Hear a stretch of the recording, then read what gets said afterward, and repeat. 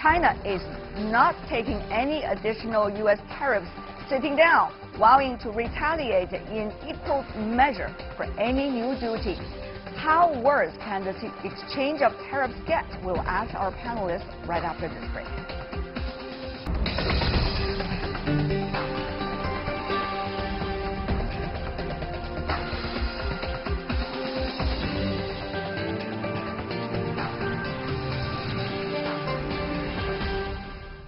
Welcome back. You're still watching World Insight with me, Tian Wei. The program comes to you Monday to Friday on CGTN. Let's move on to the latest in trade tensions between China and the United States. U.S. President Donald Trump threatened on Monday to raise more than tariffs on $200 billion U.S. worth of Chinese goods with a 10% duty. In response, the spokesperson of the Chinese Ministry of Commerce said Tuesday that China will be forced to adopt comprehensive measures combining quantitative and qualitative ones as retaliation if the U.S. side did lose its rationality and imposed additional tariffs. On Friday, the White House has already announced a 25% tariff on $50 billion worth of Chinese goods, which prompted China to levy duties of equal value on American goods. The tariffs by both countries will take effect starting July the 6th. Meanwhile, China and the U.S. already had several rounds of trade talks in the past 3 months. Last month, Chinese President Xi Jinping's special envoy, Vice Premier Liu He, met with U.S. President Donald Trump at the White House.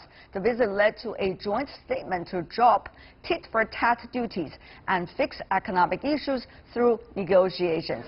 On June the 2nd, U.S. Commerce Secretary Wilbur Ross went to Beijing to hammer out details outlined in the joint statement. However, 2 weeks later, the Trump administration's flip-flop ran counter to the consensus the two sides reached, bringing the world's two largest economies closer to an all-out, possibly trade war.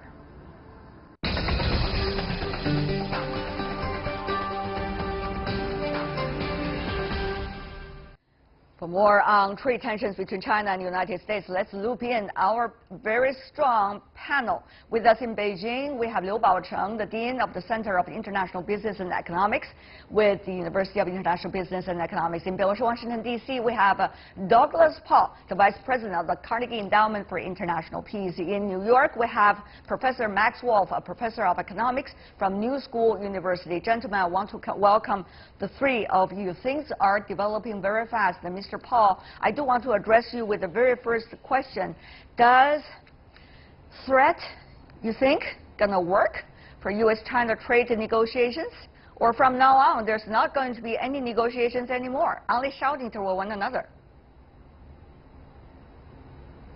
You know, it depends on your perspective. My view is that this cannot work, that the U.S. is putting on demands that are internally contradictory and therefore will defeat themselves. But clearly, since May 22nd, President Trump has decided that the U.S. is strong economically, is ready to withstand the temporary pain of going through a process of bringing China to the table on American terms. This has been reinforced, I think, by what he believes was a success in Singapore and talking to North Korea, and therefore they feel the U.S. has got an overwhelmingly upper hand with China and will keep raising the pressure on China until the U.S. is satisfied that China will open its markets and change its trading practices while increasing purchases of American exports. Professor Liu, China is not at all, it seems, to link the DPRK issue with what is going on between the bilateral trade issue, China and United States. Having said that, though, China did respond to the U.S. decision to impose also $50 billion extra tariffs on the U.S. imports to China. And now, this time, the threat coming from the White House suggesting $200 billion. Where do you think things will go, understanding the Chinese logic? Well, from the U.S. Donald Trump's perspective, number one, China has taken unfair advantage of the United States. particularly in terms of You don't have to repeat that because our American guests already said that. So what about the Chinese view? What is likely to be the Chinese logic approaching the subject? China says, okay, you know, if you accuse China of taking unfair advantage of stolen technology, bring up cases by cases. Do not just have a blanket accusation over China. So, and also there are dispute settlement mechanisms within WTO. Go for it. So you cannot unilaterally decide, well, China has stolen, and also, you know, China is there to deserve such sort of punishment. So the other way is that, okay, you know, by working together, we, through 3 rounds of talks, you know, we are almost there to move forward by making compromises and by identifying the common goal, you know, stepping up protection over intellectual property issue, you know, enlarge imports, etc. So we are already on the track. But this flip-flop totally changed the course and create a total confusion, not only within the 2 states, but with all investors across the globe. And anger as well. If you look at the stock markets all over the world today, certainly there's going to be disability. That is the thing that people worry the most in the business community. Having said that, though, Professor Wolf, what about the measures and also the negotiations? Will those results still valuable at all? We all understand this is a transactional president that you have in the White House right now for the United States, but even though it could be transactional, but there are things that people want to achieve through negotiation. Otherwise, we should just throw negotiation out of the table, or rather out of the window. Yeah, so it's a good question. I think we sort of have a very complicated situation here. It looks like the Congress is making its own negotiation and deliberation, separate and apart from the president, and his basic style and forward motion here is a combination of bluster and personal promotion and a short-term view of his political needs. On the other side, we see the global community, led in this particular instance by Chinese authorities, trying to figure out how to safeguard a global system of prosperity, production, and distribution. And so we almost have a situation where even when folks are sitting around a table, they're not really speaking to each other on the same time frame, short-term for Trump, long-term for China and their other global trade players, and what people are trying to maximize is not really the same thing. So I think we need to keep talking, but it's hard to be super optimistic in the short term about the ability of those talks to achieve what we need to achieve. Right. Mr. Paul, timing is always important. That's true for every negotiation. That's particularly true if you look at the political seasons in any country. So what about that timing thing? I mean, now you see the timing is about so-called July the 6th. The U.S. is going to implement the $50 billion US tariffs. Chinese side also give out the list without necessarily give the timing. You also see the U.S. side suggesting $200 billion without giving the timing, because there at least has to be a grace moment in which the public opinions will be solicited. How do you look at the issue of timing here? Well, Tianwei, I think it was not the timing that you have mentioned, but the timing of the November elections for the midterm congressional elections that I think Professor Wald was implying in terms of short-term calculations.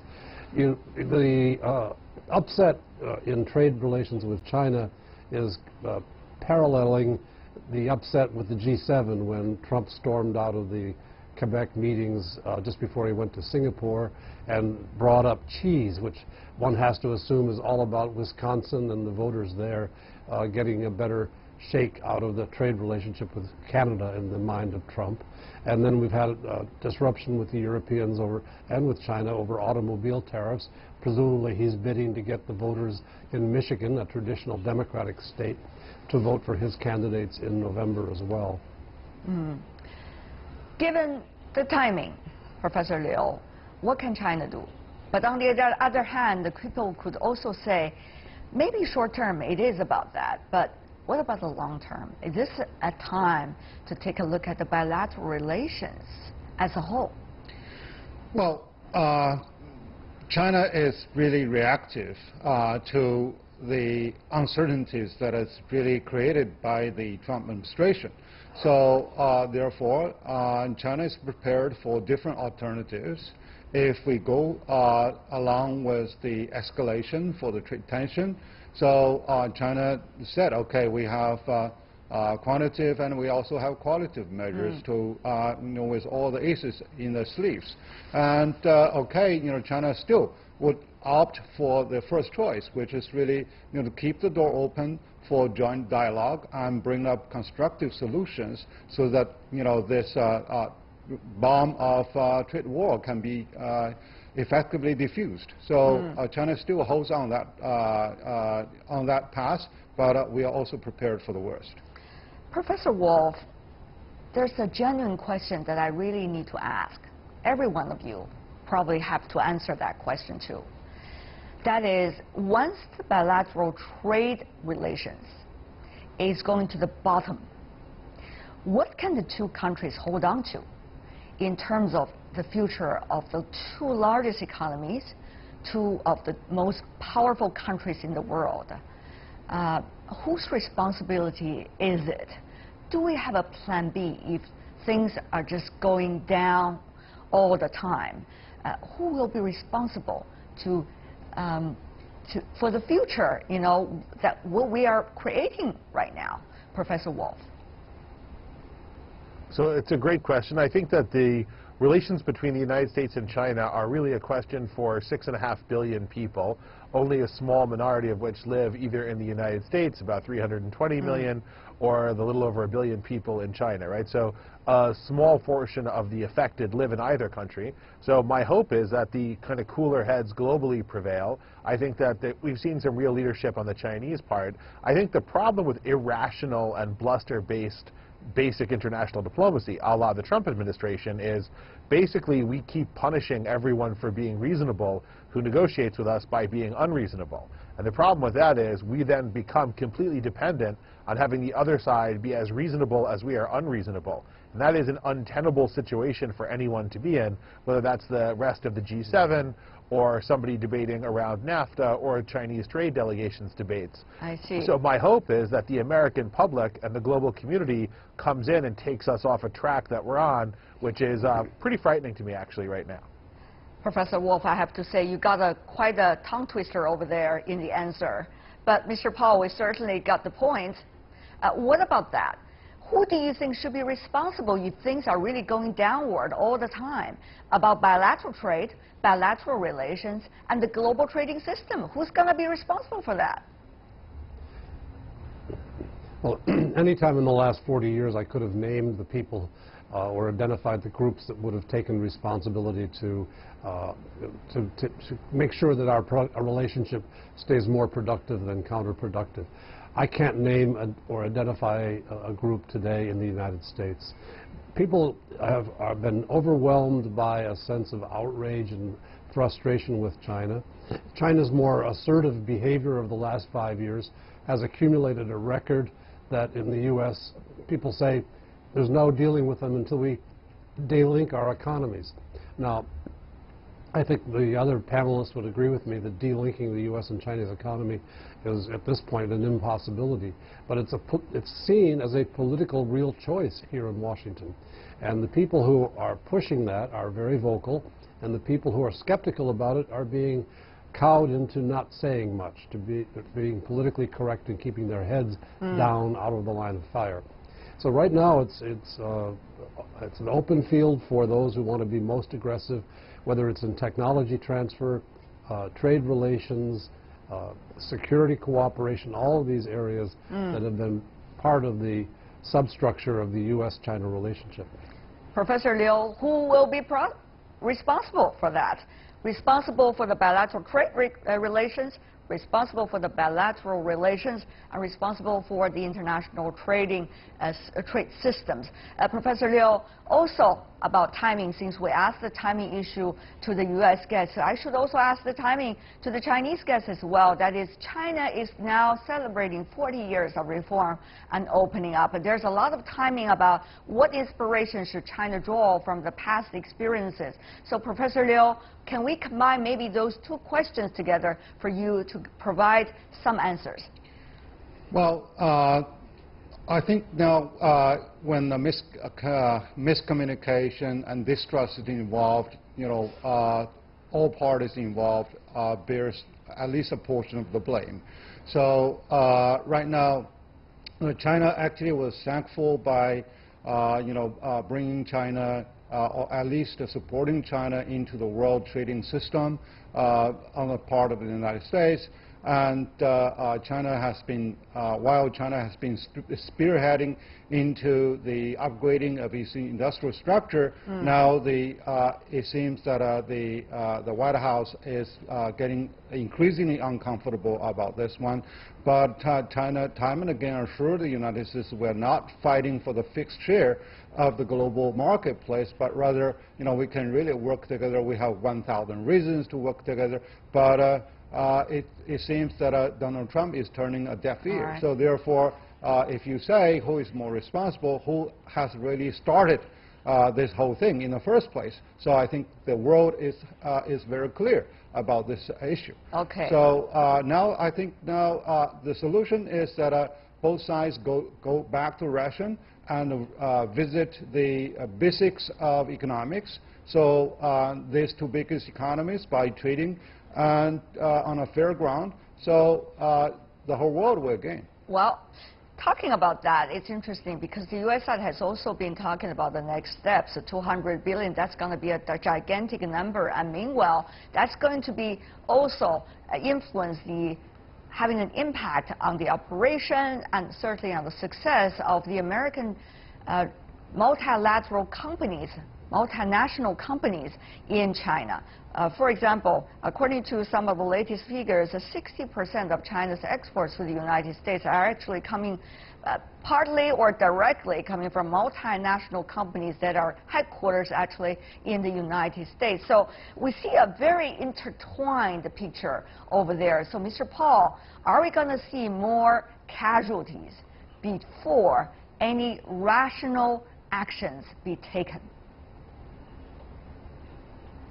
I think that's the aim of the Trump administration, is to inflict casualties, and they think that when the casualty count takes place, there will be more Chinese casualties than American, and therefore China will yield to American pressure. This is a very risky calculation. Now, you've just mentioned the multinational companies, the American invested firms that produce in China, but there's a part of this that gets overlooked entirely, which is the very large American pension funds and large investing funds that take 401ks of ordinary American workers and have invested in companies that people think are Chinese companies like Alibaba and Ant and WeChat and JD.com. And these people will all be affected if these industries are hurt by the trade conflict. I see. So it seems that the list of mutual casualties could continue, as all of you have beautifully illustrated. We'll see how the political leaders will have the wisdom to solve the issue. We hope they do. Liu Baocheng, Douglas Paul, Max Wolf, what a pleasure to have all of you on our program. Thank you so much, gentlemen, for being with us. And that is all the time we have for today. If you'd like to see more, try to find us, World Insight CGTN, into your search engine, or check out our YouTube channel. You can also follow us on Twitter, Facebook, and Sina Weibo. From me, Tian Wei, and everyone on the World Insight team, thanks for watching, and tune in again next time for insights across China and around the world. Good night.